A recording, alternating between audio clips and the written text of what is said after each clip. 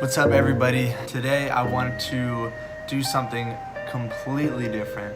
I just wanted to talk. I just wanted to get something off my chest, get something out of my head and just kind of tell what's going on. It's Sunday night rather than out partying and everything. I'm working on some videos that I've been working on all day today. And to give you an example, I haven't had a face-to-face conversation with someone in English in over 48 hours.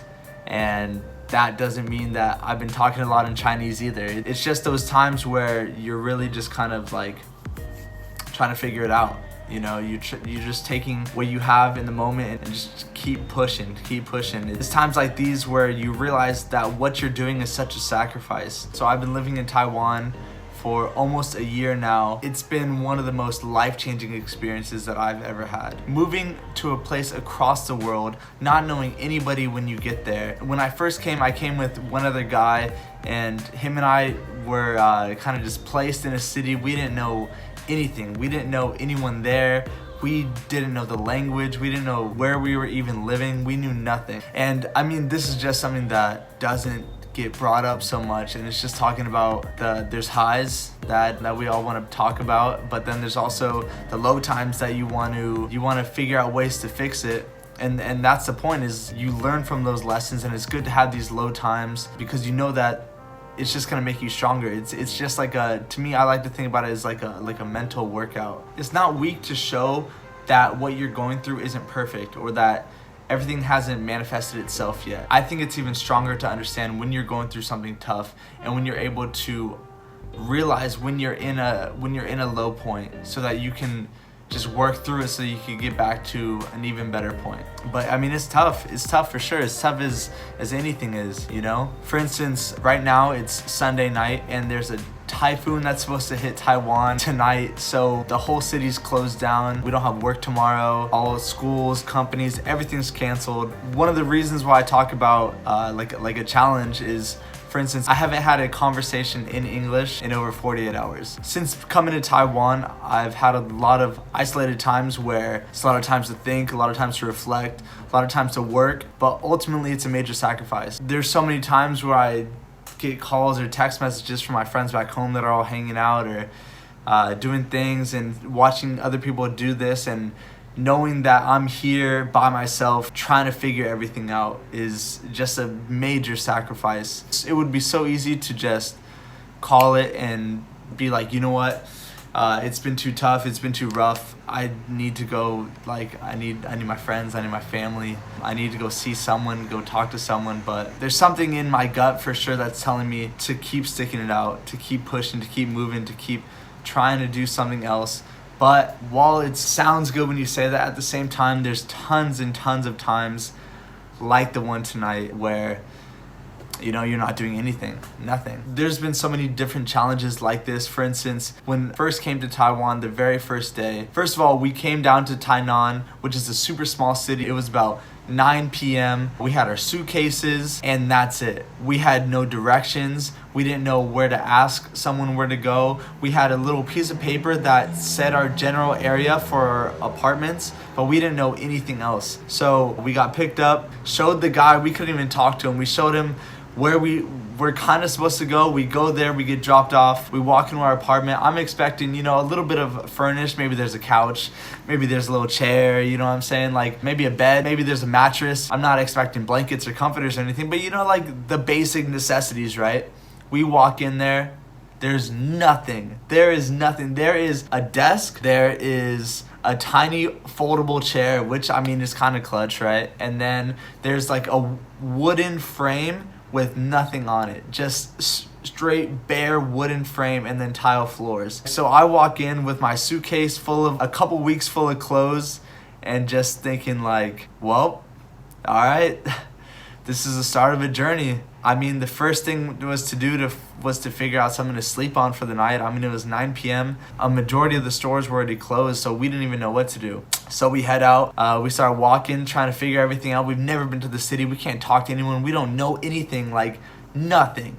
Our phones are giving us directions to the wrong places, everything like this. So we're just trying to figure things out. So anyway, we end up in a grocery store. We're feeling different items to figure out what we can make a bed out of and what we can make into a pillow or blankets. And so we're asking around, seeing if they have anything like it, but it's a grocery store. Of course they don't have anything like it.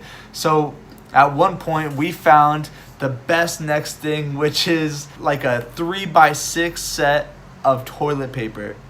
So we are at one point feeling the different like brands to see which one was the squishiest and which one was the softest.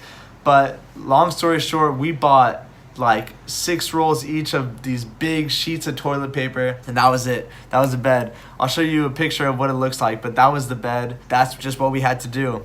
Finally home, about to sleep on my super comfortable bed. Here, let me show you what I'm sleeping on. So we got the bed, right? Let me see. Straight toilet paper, bro. That's my mattress. We grinding out here, bro. We'll do some crazy things to get where we want to go.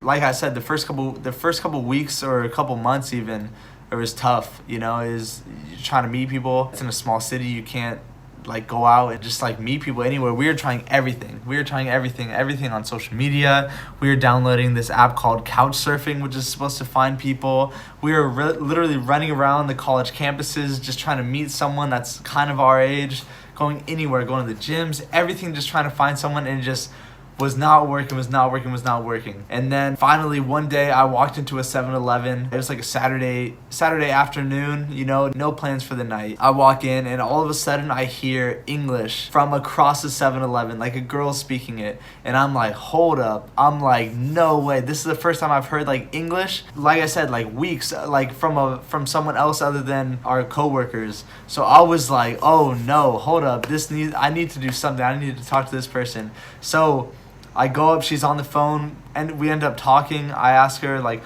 what's up, what's going on, blah, blah, blah, like, are you from here? And she's like, oh, yeah, like, I'm visiting today, but I'm actually leaving tomorrow morning to go back to England. And I'm like, no, come on. I was like, the one opportunity. But then she was like, well, actually, I was just with a group of foreigners last night, and I'll just like give them your number, and then like you could hit them up. And I was like, bet, perfect, like let's go. Right after I left, I got like 6 or 7 different text messages from people from all over the world being like, hey bro, what's up, like come hang out, blah blah blah. And it worked out perfectly. But it's little things like that where it's just tough, but then something happens and it makes everything so much better. And then from then on was so much better. At the same time, there's always times like this where you can feel isolated about it, or you can feel bad about it for anything, but I really try to look at it as like a challenge. I'm sacrificing some of the social life, I'm sacrificing the comfortability, I'm sacrificing relationships with my family and my friends to be out here and to build a career, because I know that the skills that I'm learning here are going to help me so much more, whether it's 10 years now, 15 years from now, whatever it is. And it's just keep telling yourself that it's so tough, but I know that it's going to be there. I know that it's going to work out. I mean, this is what 10K reps is all about. Earning your 10K reps isn't just a highlight reel. It's about the good times, the bad times, the struggles, the sacrifices, everything that you go through in order to reach a bigger goal. That's my 10K reps. That's me earning my 10K reps. It's not that I'm telling you how to live your life or telling you what you need to do or anything like that. It's me documenting how I am earning my 10K reps so that I can see it and so that I can remember why this whole thing is so worth it. It's 10,000 for a reason. I mean, you're gonna take a bunch of different steps. It's not all gonna be up, you know. You're gonna go up, you're gonna go down, you're gonna go all these different directions, but you know that it's for the ultimate goal. That's what we're working for. That's what I'm working for. So 10K reps, it starts with 1.